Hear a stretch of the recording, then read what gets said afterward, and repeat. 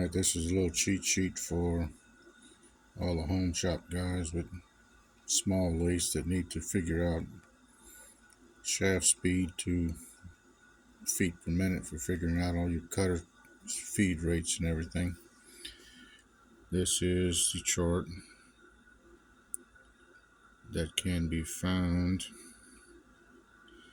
in the online Timken bearing catalog, but I don't have the exact address to get to it. Just search shaft seals by dimension online and you open up the Timken catalog, and this is in their reference section.